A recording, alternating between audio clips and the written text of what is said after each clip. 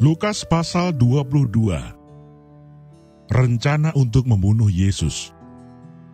Hari Raya Roti Tidak Beragi yang disebut Paskah sudah dekat. Imam-imam kepala dan ahli-ahli Taurat mencari jalan bagaimana mereka dapat membunuh Yesus, sebab mereka takut kepada orang banyak. Yudas mengkhianati Yesus. Maka masuklah iblis ke dalam Yudas yang bernama Iskariot, seorang dari ke-12 murid itu. Lalu pergilah Yudas kepada imam-imam kepala dan kepala-kepala pengawal bait Allah dan berunding dengan mereka bagaimana ia dapat menyerahkan Yesus kepada mereka. Mereka sangat gembira dan bermumpakat untuk memberikan sejumlah uang kepadanya. Ia menyetujuinya, dan mulai dari waktu itu ia mencari kesempatan yang baik untuk menyerahkan Yesus kepada mereka tanpa setahu orang banyak. Persiapan untuk makan Paskah. Maka tibalah hari Raya Roti Tidak Beragi, yaitu hari di mana orang harus menyembelih domba Paskah. Lalu Yesus menyuruh Petrus dan Yohanes, katanya, "Pergilah, persiapkanlah perjamuan Paskah bagi kita, supaya kita makan." Kata mereka kepadanya, "Di manakah engkau kehendaki kami mempersiapkannya?"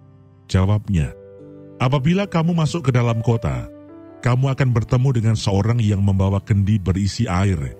Ikutilah dia ke dalam rumah yang dimasukinya, dan katakanlah kepada tuan rumah itu, 'Guru bertanya kepadamu, di manakah ruangan tempat aku bersama-sama dengan murid-muridku akan makan Paskah?' Lalu orang itu akan menunjukkan kepadamu sebuah ruangan atas yang besar yang sudah lengkap. Disitulah kamu harus mempersiapkannya." Maka berangkatlah mereka dan mereka mendapati semua seperti yang dikatakan Yesus kepada mereka. Lalu mereka mempersiapkan Paskah. Penetapan perjamuan malam. Ketika tiba saatnya, Yesus duduk makan bersama-sama dengan rasul-rasulnya.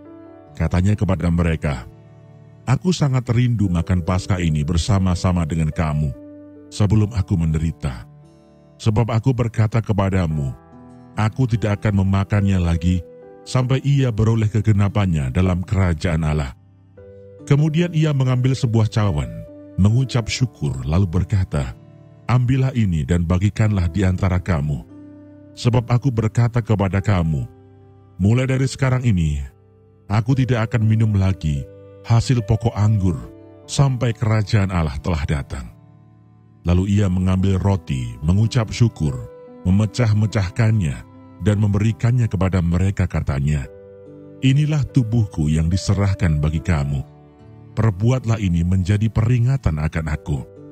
Demikian juga dibuatnya dengan cawan sesudah makan. Ia berkata, "Cawan ini adalah perjanjian baru oleh darahku, yang ditumpahkan bagi kamu. Tetapi lihat, tangan orang yang menyerahkan aku ada bersama dengan aku di meja ini. Sebab Anak Manusia memang akan pergi seperti yang telah ditetapkan. Akan tetapi celakalah orang yang olehnya ia diserahkan." Lalu mulailah mereka mempersoalkan siapa di antara mereka yang akan berbuat demikian. Percakapan waktu perjamuan malam. Terjadilah juga pertengkaran di antara murid-murid Yesus. Siapakah yang dapat dianggap terbesar di antara mereka? Yesus berkata kepada mereka, "Raja-raja bangsa-bangsa memerintah rakyat mereka, dan orang-orang yang menjalankan kuasa atas mereka disebut pelindung-pelindung. Tetapi kamu tidaklah demikian, melainkan yang terbesar di antara kamu hendaklah menjadi sebagai yang paling muda dan pemimpin sebagai pelayan. Sebab siapakah yang lebih besar, yang duduk makan atau yang melayani? Bukankah dia yang duduk makan? Tetapi aku ada di tengah-tengah kamu sebagai pelayan. Kamulah yang tetap tinggal bersama-sama dengan aku dalam segala pencobaan yang aku alami. Dan aku menentukan hak-hak kerajaan bagi kamu, sama seperti Bapakku menentukannya bagiku. Bahwa kamu akan makan dan minum semeja dengan aku di dalam kerajaanku, dan kamu akan duduk di atas tahta untuk menghakimi ke-12 suku Israel. Simon, Simon, lihat, iblis telah menuntut untuk menampik kamu seperti gandum. Tetapi aku telah berdoa untuk engkau, supaya imanmu jangan gugur. Dan engkau, jikalau engkau sudah insaf, kuatkanlah saudara-saudaramu." Jawab Petrus, "Tuhan, aku bersedia masuk penjara dan mati bersama-sama dengan Engkau."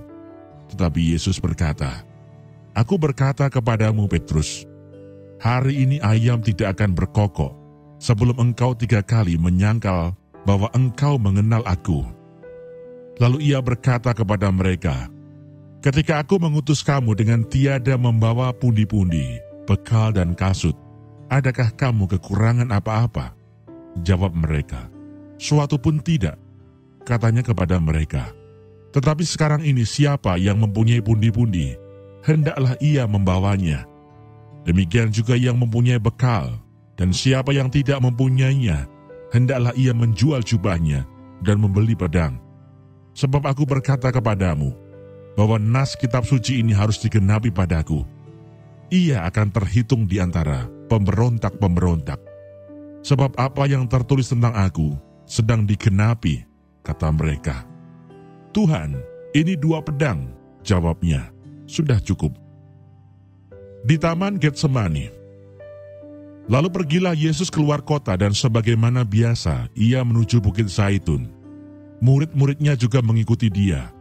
Setelah tiba di tempat itu ia berkata kepada mereka, "Berdoalah supaya kamu jangan jatuh ke dalam pencobaan." Kemudian ia menjauhkan diri dari mereka, kira-kira sepelempar batu jaraknya. Lalu ia berlutut dan berdoa katanya, "Ya Bapa-Ku, jikalau Engkau mau, ambillah cawan ini daripadaku. Tetapi bukanlah kehendakku, melainkan kehendak-Mu lah yang terjadi."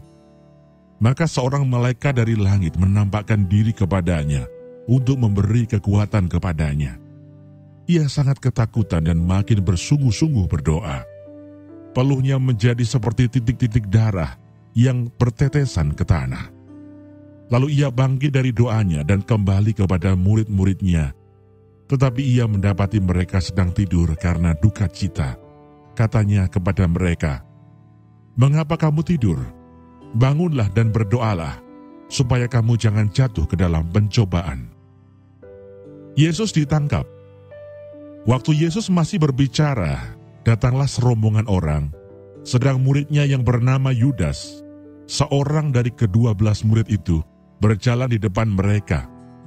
Yudas mendekati Yesus untuk menciumnya.